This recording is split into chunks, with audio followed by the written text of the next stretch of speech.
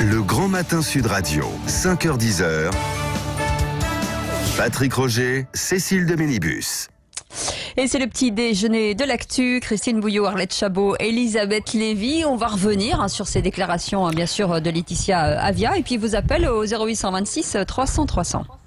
Oui, Elisabeth Lévy, vous avez entendu Laetitia Avia il y a un instant. Bon alors, elle dit qu'elle va porter plainte contre Mediapart et puis elle rejette les accusations de ses anciens collaborateurs parlementaires. Bah on verra, c'est à la justice d'avancer. Tant mieux. Tant mieux si elle porte plainte parce que c'est en fait le seul. Moi je trouve les accusations sont quand même ennuyeuses. Ah bah sont graves. Surtout, non mais surtout c'est un exemple grave après, de la tartufferie de gauche. Si c'est révélé, c'est un exemple de la tartufferie de gauche. Si vous voulez, la grande antiraciste. Parce que la grande antiraciste, si vous voulez, je voulais dire de la tartufferie antiraciste, c'est-à-dire la grande antiraciste en public qui fait des remarques racistes en privé, évidemment, ce serait un exemple, c'est presque trop beau, si vous voulez. Mais surtout, il y a une chose qui est ennuyeuse, c'est que le papier de Mediapart, c'est des témoignages anonymes, et moi j'en ai marre de ça. Donc la justice, en réalité, ce sera le seul moyen d'avoir la vérité. C'est pas si anonyme que ça, puisque puisque les prénoms en fait sont donnés et que l'on sait évidemment ce sont tous ces anciens assistants parlementaires, donc c'est pas si anonyme que ça. Elle n'en a pas eu 50, elle n'en a eu que quelques-uns et donc là ils témoignent quoi. Donc d'accord. Alors de toute façon le texte est accablant. Hein. Le texte est accablant. Arlette Chabot et Christine Bouillot aussi avec nous. Et puis vos appels au 0826 300 300. Arlette. Moi, je suis tout à fait d'accord avec Elisabeth. Il n'y a que la justice. Hein. Franchement, si effectivement c'est la vérité, c'est épouvantable et Laetitia Avia va disparaître définitivement de la vie politique. Si ce n'est pas le cas, il faut qu'elle se défende et qu'elle puisse se défendre. Voilà. Donc il n'y a rien d'autre à dire que ça parce que c'est la justice. Point final et sans commentaire. Ouais. Du côté de Christine Bouillot, Christine. Alors. Oui, alors effectivement, la justice est la meilleure solution. Après, c'est le timing aussi qui est parfois un peu, qui est compliqué à comprendre pour le citoyen lambda. Non, mais je veux dire le timing, pas de Mediapart, de faire passer ce projet de loi en ce moment en pleine crise sanitaire. C'est ça que je veux dire. Ça, c'est vrai. C'est juste, c'est ça. Les tribunaux redémarrent à peine et dans la souffrance et avec des moyens très très très limités. Le pays se remet à peine de 2 mois et demi quasiment à l'arrêt et on fait passer au forcing dans une assemblée qui va être déserte ou quasiment, un texte de loi sur ce sujet-là. Personnellement, je pense que d'autres personnes le pensent aussi, c'est pas le sujet prioritaire que j'aimerais qui soit traité aujourd'hui par l'Assemblée nationale. Et après, deuxième question qui m'interroge depuis le début de cette affaire, de ce projet de loi, c'est à partir de, c'est quoi un propos haineux? Voilà, c'est à quel degré on le met? À quel degré on le met sur le thème de la conscience, la haine ma haine à moi n'est peut-être pas forcément la tienne à toi. Donc moi ça m'inquiète un peu et je suis dubitative sur l'utilisation, en tous les cas les effets derrière de cette loi. Après Laetitia Avia, c'est un peu l'arroseur arrosé peut-être, mais bon la justice fera son boulot, je l'espère, et avec les moyens qu'on voudra bien lui donner surtout. Oui, Elisabeth Lévy, ça c'est vrai que sur le fond et sur le contenu de la loi, c'est extrêmement, évidemment, sensible. Moi je suis très inquiète de cette loi, mais d'abord je voudrais dire que Christine a parfaitement raison sur le calendrier, donc et que la justice ne se prononcera, je le rappelle, que si elle porte vraiment plainte, et ça on n'est pas encore sûr. Attendons qu'elle le fasse. Elle l'a dit à 2 reprises, mais bon. On en a vu d'autres le dire. Qui le disent. Le dire le jour où ils étaient attaqués, et puis évidemment s'ils ont peur de perdre, ne pas y aller. Donc on verra. Mais sur le fond de la loi, cette loi est très inquiétante.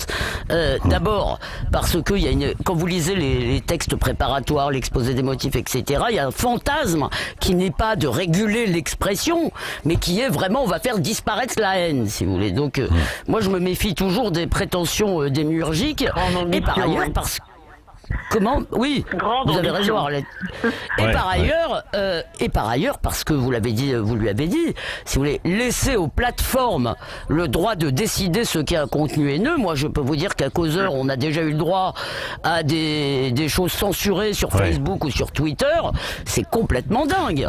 Souvenez-vous des toiles de Gustave Courbet, le nu de Gustave Courbet qui est quand même censuré, alors que c'est une œuvre majeure, mais enfin, c'est ça un peu absolument. Gênant. Vous avez Et nous, on avait mis, je crois, on avait mis, vous savez, c'était Homo sapiens, quoi. Enfin, c'était un bout de fesse de l'homme de Néandertal, en gros. Ah ben, ils nous ont censuré la une, donc.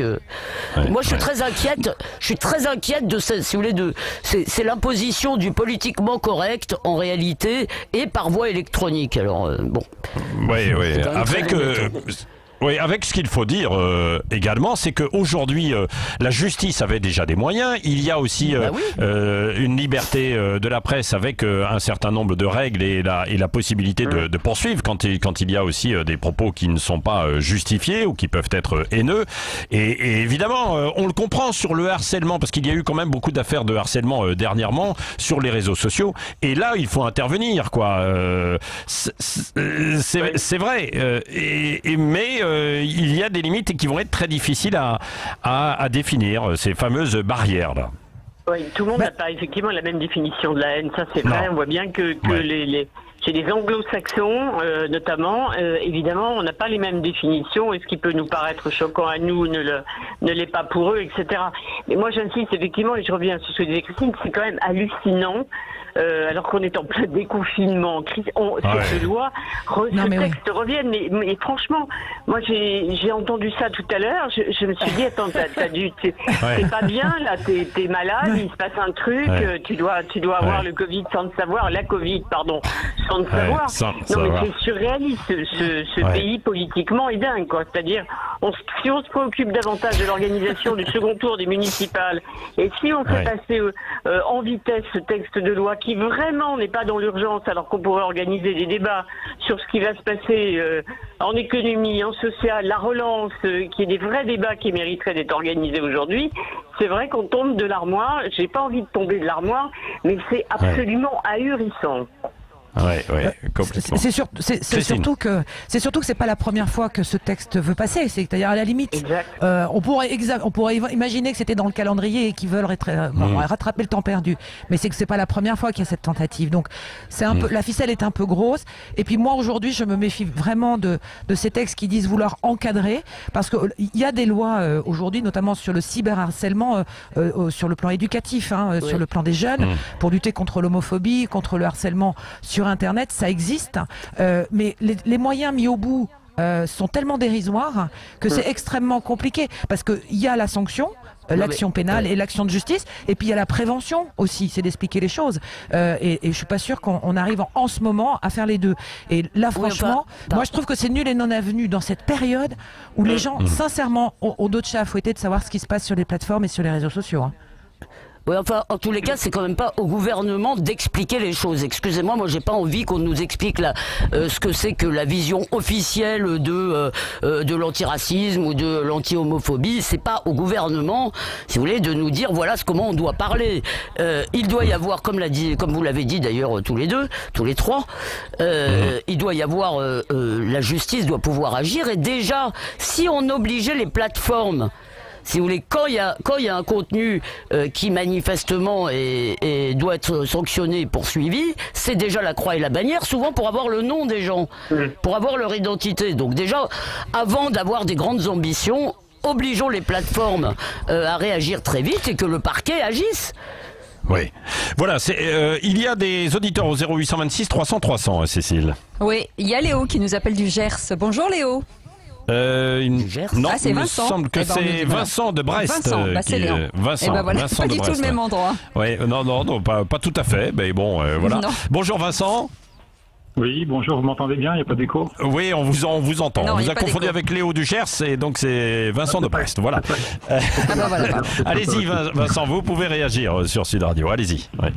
Oui, donc je disais à la standardiste que selon moi la liberté d'expression, enfin il est question de haine dans l'affaire qui nous préoccupe.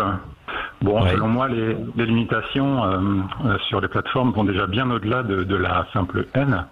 La simple liberté d'expression et le débat d'idées sont déjà censurés dans les faits. Déjà, je vois certains sur des contenus qui disparaissent, c'est ça. Et oui, subitement, certaines vidéos disparaissent en 3 jours. En 3 jours. Bon, je vais lancer des noms à l'antenne qui peut-être vont faire hurler certains. Jean-Jacques Crèvecoeur, Sylvano Trotta, ce sont des lanceurs d'alerte qui ont des idées très intéressantes et qui ne se postent pas, qui ne se posent pas, pardon, dans la haine. Ce sont simplement des idées très intéressantes à creuser.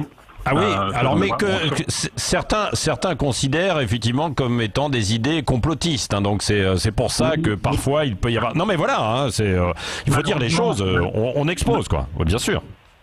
Malheureusement, aujourd'hui, on balaye d'un trait de gomme, d'un trait de stylo, voilà, cette fameuse expression conspirationniste, complotiste. Oui, je sais, bien sûr. Dès qu'on dérange les idées, je vais dire dominantes, je vais dire dirigeantes, hein, pour parler d'une certaine caste. Et pourtant, voilà, ces idées sont basées, bon, je parle du corona, hein, des traitements, par exemple, Raoult, etc. Ces traitements sont dans le monde entier. Il y a 58% des médecins qui prouvent, c'est les chiffres OMS, hein. 58% des médecins qui utilisent ces traitements alternatifs, mais qu'on voit, qui sont légaux, hein. Voilà, ce sont pas des fumées, c'est pas de l'herbe, bref. Et ces gens-là, on les traite de charlatans, de bouffons. J'ai vu ça encore hier. De bouffons. Enfin, c'est incroyable sur des grandes chaînes. Hein. Les bras m'entend, mais je pense que je représente une majorité silencieuse. Bon, là, il se trouve que j'ai la parole. C'est gentil à vous. Bah oui, non mais sur Sud Radio, on donne la parole à tout le monde pour pouvoir s'exprimer, poser les choses. Bah, bien sûr.